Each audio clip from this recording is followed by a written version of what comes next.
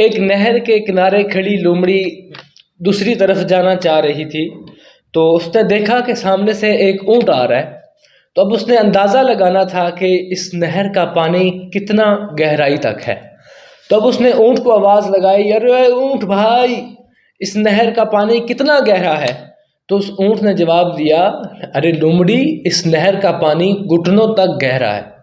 اب لومڑی نے کہا چلو ٹھیک ہے، میں یہ نہر کراس کر کے دوسری سائڈ پہ چلی جاؤں گی۔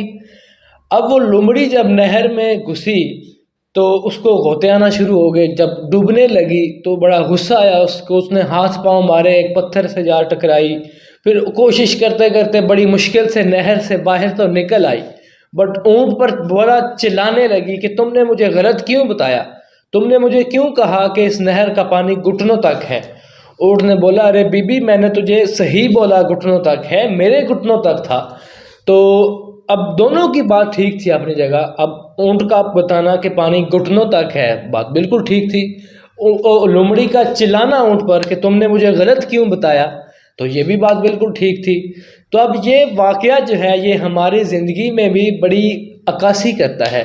سم ٹائم ہم بھی جب کسی سے مشورہ لیتے ہیں، کسی ایکسپرٹ آدمی سے، وہ ہمیں اپنی زندگی کے ایکسپیرینس اور تجربات کی روشنی میں مشورہ دے رہا ہوتا ہے، تو ہم اس پر عمل کرتے ہیں۔ اگر ہمیں فائدہ ہو تو ویل ڈن، اگر ہمیں اس سے فائدہ نہ ہو، کوئی نقصان ہو جائے، ہم اسے ڈس ہرٹ ہو جائے، تو ہم اس پر بھی غصہ کرنا شروع کر دیتے ہیں کہ اس بندے نے ہمیں مشورہ غلط دیا تھا۔ حالانکہ ایسا نہیں ہوتا۔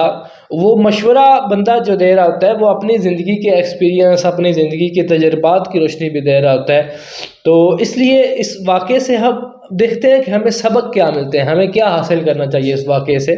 تو پہلا سبق ہمیں یہ ملتا ہے اس واقعے سے کہ ہمیں مشورہ کسی سے لیتے وقت کبھی بھی ادھورا سوال نہیں کرنا چاہیے۔ نمبر 2 پہ ہمیں جو سبق ملتا ہے وہ یہ ملتا ہے کہ مشورہ دیتے وقت کسی کو کبھی بھی ادھورا جواب نہیں دینا چاہیے۔ نمبر 3، مشورہ ہمارے نبی علیہ الصلاۃ والسلام کی سنت مبارکہ بھی ہے، ہمیں مشورہ کرنا چاہیے۔ نمبر 4، قرآن پاک میں بھی ارشاد فرمایا گیا ہے کہ وَشَاوِرْهُمْ فِي الْأَمْرِ، کہ اپنے معاملات میں ایک دوسرے کے ساتھ مشاورت کرو۔ مشاورت کا ہمیں سنت بھی بتا دیا گیا ہے کہ سنت ہے، اور قرآن میں بھی حکم دیا گیا ہے کہ اپنے معاملات میں مشاورت کیا کرو۔ تو اب سوچنے کی بات یہ ہے کہ ہم مشاورت کریں کس کے ساتھ؟ تو ہمیشہ مشورہ جو ہے وہ کسی عقل مند آدمی کے ساتھ کرنا چاہیے۔ عقل مند آدمی کے ساتھ مشورہ کرنے کے ساتھ ساتھ جو پہلی 2 چیزیں ہیں، ادھورا سوال بھی نہیں کرنا چاہیے اور نہ ہی ادھورا جواب دینا چاہیے۔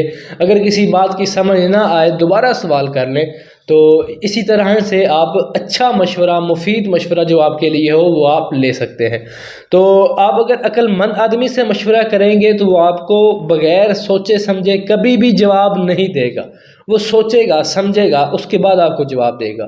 اگر آپ کسی بے وقوف آدمی کے ساتھ مشورہ کرتے ہیں، وہ جذباتی ہوگا، وہ کہے گا نہیں بھائی، ارے یار یہ بڑا فٹ کام ہے، کرو آپ، میں نے یہ کیا تھا، مجھے یہ ہوا تھا، فلاں بندے نے یہ کیا تھا، وہ یہ ہوا تھا۔ وہ آپ کو نہیں دیکھ رہا ہوگا، کہ آپ کے حالات و واقعات نہیں دیکھ رہا ہوگا، وہ بس چھوڑے جا رہا ہوگا، جذبات میں آ کے آپ کو مشورے دے گا۔ اگر آپ نے اس کے مشورے پر عمل کر لیا تو اس سے بڑے بے وقوف جو ہیں وہ آپ کہلائیں گے۔ تو ہمیں کسی بھی عقل مند آدمی سے مشورہ کرنا چاہیے، نہ کہ بے وقوف آدمی سے مشورہ کرنا چاہیے۔ اس کے بعد جو مشورے کے برعکس چیز آتی ہے وہ ہوتی ہے نصیحت۔ ہمیں کوشش کرنی چاہیے کہ بڑوں سے نصیحتیں بھی لینی چاہیے۔ برعکس اس لیے ہے کیونکہ مشورہ دینے والا جو بندہ ہوتا ہے وہ اپنے زندگی کے تجربات کی روشنی میں مشورہ دے رہا ہوتا ہے، بٹ جو نصیحت کر رہے ہوتے ہیں بزرگ بڑے لوگ جو نصیحت کر رہے ہوتے ہیں وہ آپ کے حالات و واقعات دیکھ کر نصیحت کر رہے ہوتے ہیں جو آپ کے لیے اچھی ہو۔ تو نصیحتوں پر بھی عمل کرنا چاہیے اور اپنی زندگی کے اہم معاملات میں کسی نہ کسی ایکسپرٹ آدمی سے، عقل مند آدمی سے مشورہ بھی کرنا چاہیے، اور دوسرے جو لوازمات ہیں ان کا بھی خیال رکھنا چاہیے کہ نہ ادھورا سوال پوچھیں اور نہ ہی ادھورا جواب کسی کو دیں۔ اگر آپ سے کوئی مشورہ لے رہا ہو تو اگر آپ کسی سے مشورہ لے رہے ہیں، اگر اس کی بات سمجھ نہیں آئی دوبارہ سوال کریں، پھر بھی سمجھ نہیں آئی دوبارہ سوال کریں۔ تو ملتے ہیں نیکسٹ ویڈیو میں امید کرتا ہوں آپ کو میرا یہ پیغام سمجھ آ گیا ہوگا۔ اپنا خیال رکھیں، اللہ حافظ۔